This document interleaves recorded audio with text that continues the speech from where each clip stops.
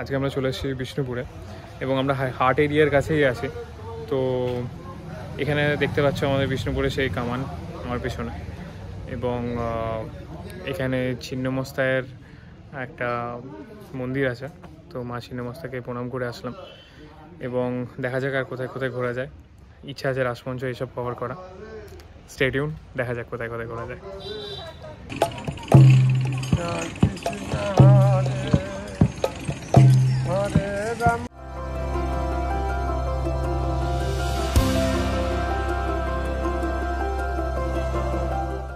Lower বেড়ি আছে 63 piece.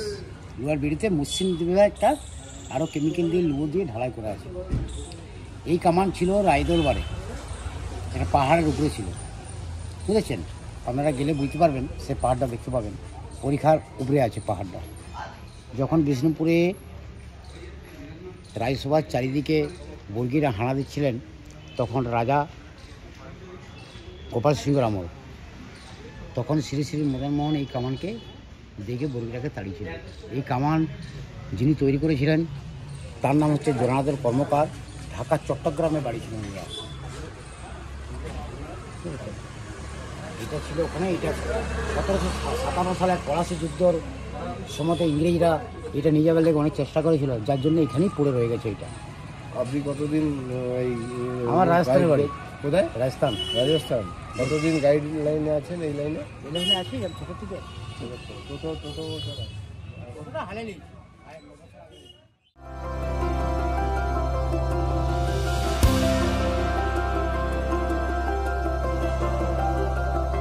আমরা রাসমঞ্চতে চলে এসেছি এবং দেখা যাক ভেতরে কি আছে। চলো। হ্যাঁ, এটা স্ক্যান অ্যান্ড পেরও অপশান আছে। আমার মনে হয় এটা স্ক্যান করলে পেও করা যাবে। আর সামনেই টিকিট কাউন্টার, এখান থেকেও টিকিট তোমরা ম্যানুয়ালি পারচেস করতে পারবে। ফিজিক্যালি এখান থেকে পেও যেতে পারো টিকিট। Entrance gate. বাইরে টিকিট হবে খুচরা? Ticket price for Indians 25, physical ticket online 20 rupees, for foreigner 300 and 250 করে ফরেনারদের জন্য আছে। তার আগে চলো এক্সপ্লোর করার তো আমার খুব ইচ্ছা।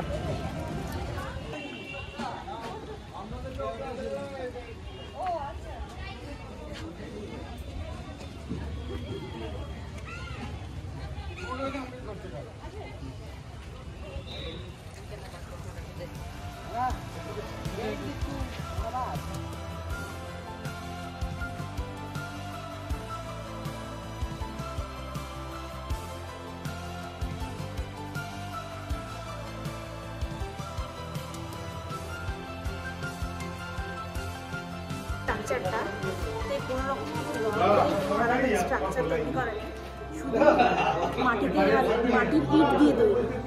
আর এখানে রাস উৎসবের দিন সমস্ত জায়গার মূর্তি এখানে নিয়ে এসে পুজো করা হয়। এটাই হচ্ছে এই জায়গাটার বিশেষত্ব। আমার তো ভুলভুলিয়া টাইপের লাগছে, মানে মনে হচ্ছে যে এদিক দিয়ে বেরোচ্ছি। দারুণ লাগছে, আপনারা এসে এক্সপ্লোর করতে পারেন। অনেকগুলো দরজা দরজা লাগছে, হেভি। শুটিং প্লেসের জন্য আমার শুটিংও হয় না? হয় কিছু কিছু হয়।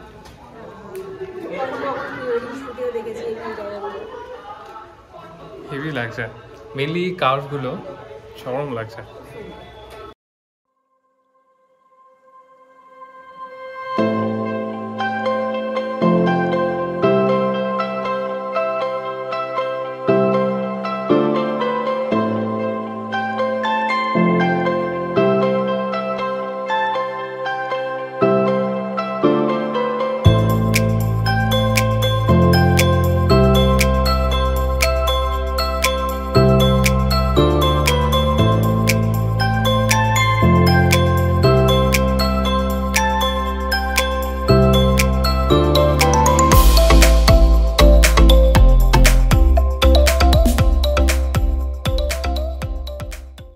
আমরা এখন আছি শ্যামরাই মন্দির। শ্যাম হচ্ছে কৃষ্ণ আর রাই হচ্ছে রাধা। তো এটা হচ্ছে রাধা কৃষ্ণের মন্দির।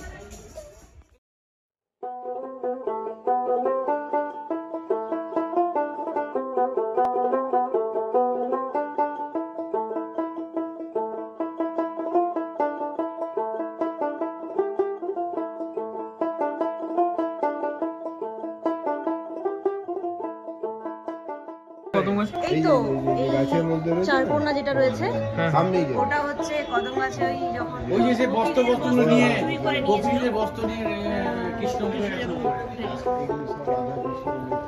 প্রত্যেকটাই একটা একটা আছে। আর ওইটা আসবি তখন দেখবি আরো নেই। এটার আমরা মনে যুদ্ধ জিনিসগুলো তবু রয়ে গেছে কিছু কিছু।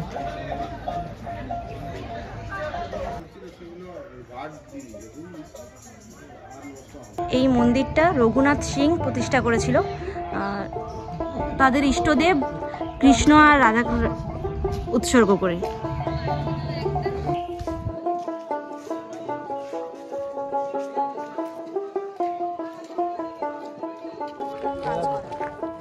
এখন জোর বাংলা মন্দির। হ্যাঁ, আর আগে একটা কি পেরিয়ে আসলাম যে যেখানে সেই লাশ ফাশ ফেলে দিত, ওটা হচ্ছে গুমঘর। আচ্ছা, মানে তখনকার দিনে ওটা শর্ট এরপরে আমি দিয়ে দিচ্ছি, ওটা দেখে নেবেন। তখনকার দিনের রাজারা ওখানে মেরে টেরে ওখানে ফেলে দিয়ে আসতো, গুম করে দেওয়া যাকে বলে। তো ওটা ছিল গুমঘর। তার মধ্যে রাস্তায় পাওয়া যাবে একটা শ্রী চৈতন্যদেবের মন্দির, যেটা এখন পুরোপুরি গাছপালাতে ভরে গেছে। আর একটা কিছু জোড়া কৃষ্ণ মন্দির এরকম আছে, সেটাও প্রায় ধ্বংসাবশেষের মতো।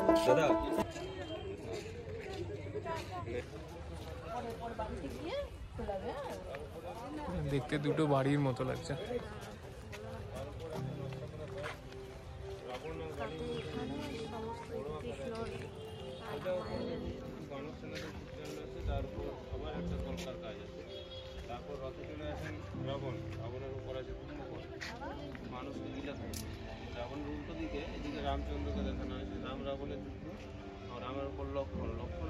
এখানেও রাম রাবণের যুদ্ধ সব জায়গায় রয়েছে।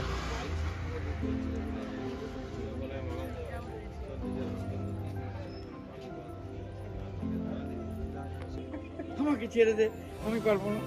দিয়ে বলে কলকাতা গেলে আরো তো বিপদে পড়বি। কলকাতা নিয়ম কি বলো তো, ওইখানে তো অফিস টিসিএস সব কমিটি করে বসে আছে, মানে তার 1 ঘন্টা আগে থেকে দাঁড় করে দিচ্ছে, দিয়ে এবারে কাউকে যেতে।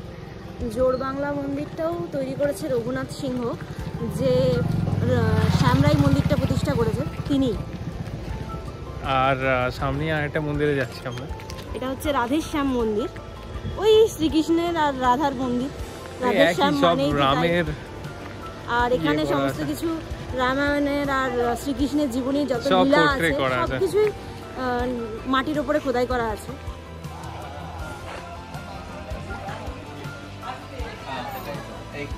রাধেশ্যাম মন্দির, তাই না? চলো দেখে আসা যাক। এখানে মূর্তি আছে, মূর্তি আছে। রাজমঞ্চের মধ্যে স্ট্রাকচার পুরো।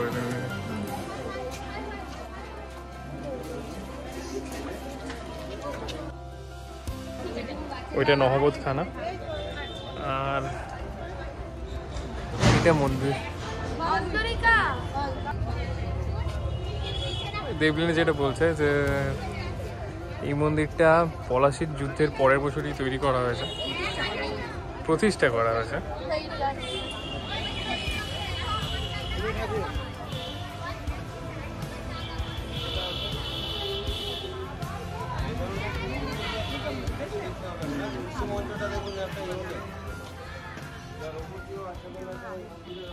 রাধেশ্যাম মন্দির জানি না কতটা এত দূর থেকে আমি আপনাদেরকে দেখাতে পারবো, বাট স্টিল পাওয়া যায় না, এটা একদম ইউনিক। ইউনিক তুলসী মঞ্চ বলছে। এটা হচ্ছে ভোগ কক্ষ, এখানে খাবার দাবার বানানো হয়, কিচেনই বলতে পারো। হাই, আর আপনারা যদি এই যত বিষ্ণুপুরে যত মন্দির আছে এই সবের যদি গাইড আপনারা চান, তো আমি ডেসক্রিপশন বক্সে দিয়ে দেবো। আপনাদের তরুণ পালের সাথে আপনার যোগাযোগ করতে হবে আপনাদেরকে। ইনি Bengal guided West Bengal tourism থেকে। হ্যাঁ দাদা, আপনি নামটা একটু বলে দিন। আমার নাম তরুণ পাল, আমি ওয়েস্ট বেঙ্গল ট্যুরিজম ডিপার্টমেন্ট থেকে আসি, ট্যুরিস্ট গাইড হিসাবে এখানে কাজ করি। সকলকেই বলছি আপনারা বিষ্ণুপুরে আসুন এবং ভালোভাবে দেখুন। ঐতিহাসিক জায়গা বিষ্ণুপুর হচ্ছে ল্যান্ড অফ টেরাকোটার মন্দির নগরী বিষ্ণুপুর, এবং 1000 বছরের প্রাচীন বিষ্ণুপুর। এই বিষ্ণুপুরে আপনারা আসুন এবং ভালোভাবে দেখুন ইতিহাস, মল্ল রাজাদের ইতিহাস প্রসিদ্ধ সেই বিষ্ণুপুর। সেই জায়গাগুলো আমরা পুরোটাই ঘুরিয়ে দেখে কভারেজ করি এবং সাথে আমরা তো আসেনি। মানে ভিডিওতে তো আমি দেখাচ্ছি আপনাদের পুরোটা ব্যাপারটা, যে আরও ক্ল্যারিফিকেশানও দিচ্ছি, আমি গাইডের নাম্বারও দিয়ে দেবো, কিন্তু এখানে এসে যদি আপনারা নিজে চোখে দেখেন তাহলে আপনারা বুঝতে পারবেন যে তখনকার কাজ কী ছিল। এবং বেঙ্গলে আমরা তো দিল্লি চলে যাই দেখতে, অন্য কোথাও চলে যাই হিস্ট্রিক প্লেসের জন্য, কিন্তু বেঙ্গলে আমাদের অ্যাকচুয়ালি কী কী আছে অ্যাজ আ বেঙ্গলি আমাদের জানা দরকার, খুবই অবশ্যই দরকার। হ্যাঁ, আর বিশেষ করে বাঁকুড়াতে এত কিছু আছে, আর বাঁকুড়া শহর কিন্তু অনেক পুরনো শহর এবং বিষ্ণুপুর আরও পুরনো শহর কলকাতার থেকেও। তো আপনাদের একবার জরুরি আমি বলবো যে একবার ভিজিট করে যান, এবং আমি এনার নাম্বার আর নাম আমি দুটোই দিয়ে দেবো ডেসক্রিপশন বক্সে, তো ওখান থেকে আপনারা পেয়ে যাবেন। আচ্ছা, আমরা একটা ভুল করেছি, যেটা হচ্ছে এটা নহবতখানা, এখানে সবাই সানাই মাদল এইসবগুলো বাজাতো, আর ওই যেটা আমরা ওইখানে দেখিয়েছি ওইটা নাচ মঞ্চ ছিল, ওইখানে নাচ ফাচ হতো, আর এটা হচ্ছে নহবতখানা নিচেই লেখা আছে। এখানে বিষ্ণুপুর যে এসছি আমরা এমনি আমাদের নিজস্ব গাড়ি নিয়ে এসছি, কিন্তু এখানে গলিগুলো এতটাই ছোট আর অনেকগুলো মন্দির আছে, তো আমাদেরকে টোটো নিতে হয়েছে। তো টোটো ভাড়া এখানে 800 টাকা প্লাস উনি গাইড করে দেবেন। তো আপনারা এই ভাইয়ের নাম বলুন। রন্টু লোহার। তো এনার নাম্বারও আমি দিয়ে দেবো, যদি এনাকে বুক করতে চান তাহলে করে নেবেন, ইনি পুরো ঘুরিয়ে দেবেন। Thank you. 1026 বছর আগের তৈরি মন্দির, এটা যত মন্দির আছে বিষ্ণুপুরে সব থেকে পুরনো মন্দির। হ্যাঁ, শেষ মল্ল রাজার তৈরি করা মন্দির, মৃন্ময়ী মাতা।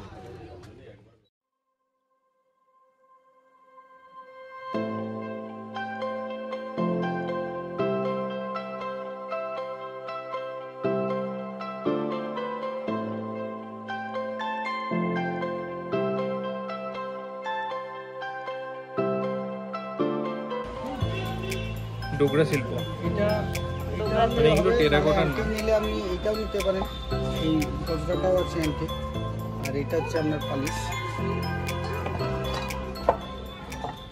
10% লেস হবে, মানে যেগুলো 1000-এর উপরে সেগুলো 10% লেস হবে। মানে এই যে ওনার এটা 1250 টাকা আছে, এটা ধরুন 130 টাকার মতো লেস হয়ে যাবে।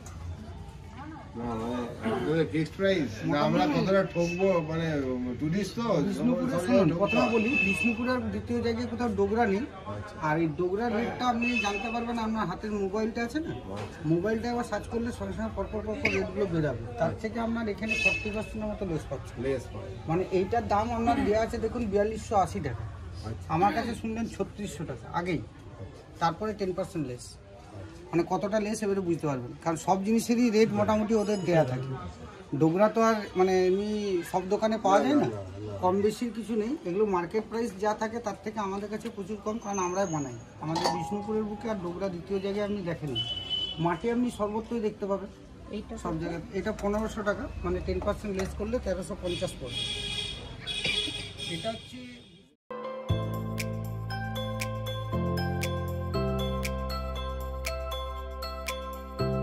যে শটটা আমি দিলাম, মানে এই রাজার যে স্ট্যাচুটা আমি দিলাম, সেই স্ট্যাচুটা হচ্ছে বিষ্ণুপুরের শেষ রাজা, মল্ল রাজা কালীপদ সিংহ ঠাকুর। তার স্মৃতি উদ্দেশ্যে প্রতিষ্ঠা করে জয় সিংহ ঠাকুর নামে কেউ একজন ব্যক্তি।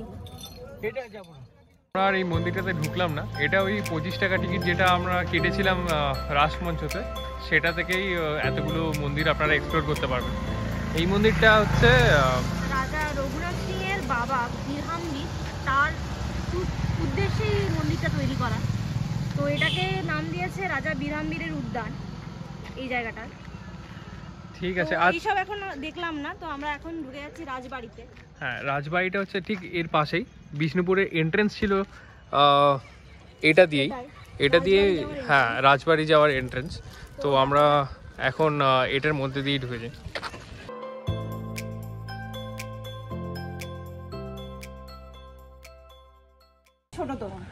ও আচ্ছা, মানে এটা রাজবাড়ি যাওয়ার রাস্তা না, আমরা এটাও ভুল বললাম।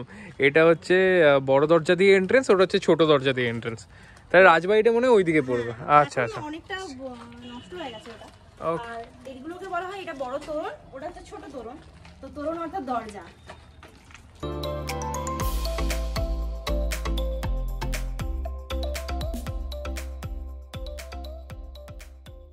তো আমরা মদনমোহন মন্দিরে চলে এসেছি, আর এসেই দেখতে পাচ্ছি যে আজকে সামনের দরজায় অনেক কাজ হচ্ছে। তো আরেকটা এন্ট্রেন্স খোলা আছে বললো আমাদেরকে, তো সেই এন্ট্রেন্স দিয়ে ঢোকার চেষ্টা করব। মদনমোহন মানে কৃষ্ণ ঠাকুরের মূর্তি। তো দেখা যাক সাইডের যে রাস্তাটা আছে সেটা দিয়ে ঢোকা যায় কিনা।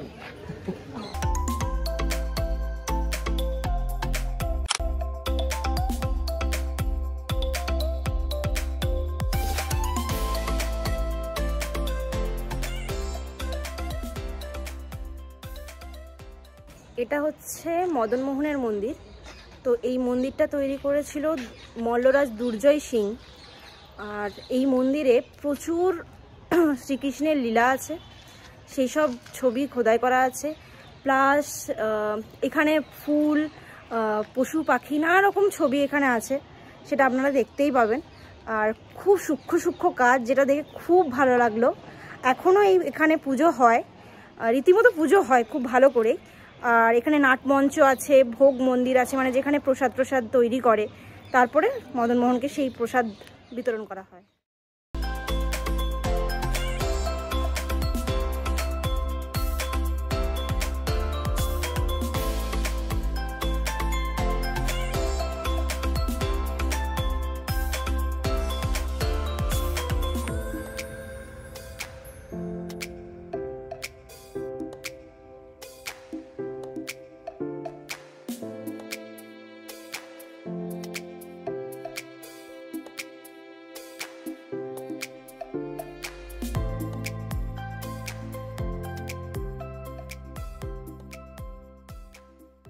আমরা এখন আছি লাল বাঁধে।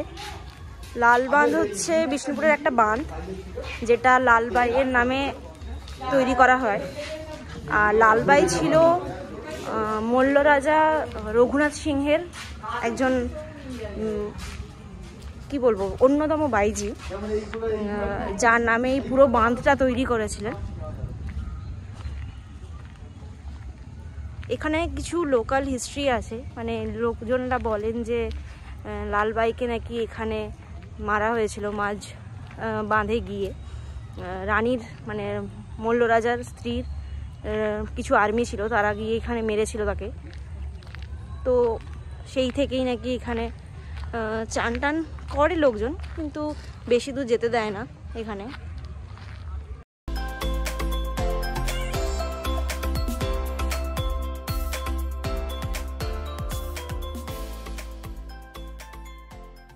আমাদের হয়ে গেল একদিনের ট্যুর কমপ্লিট।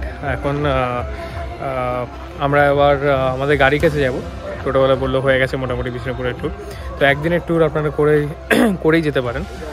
আর আসুন, এনজয় করুন। আমি যেটা বলি, একদিনের ট্যুরের লিস্টে আপনারা অবশ্যই রাখতে পারেন এই বিষ্ণুপুরের নামটি। আচ্ছা ঠিক আছে, চলুন টাটা। তাহলে আবার কোনো এক সময় দেখা হবে কোনো অন্য একটা প্লেসে। Till then, bye bye.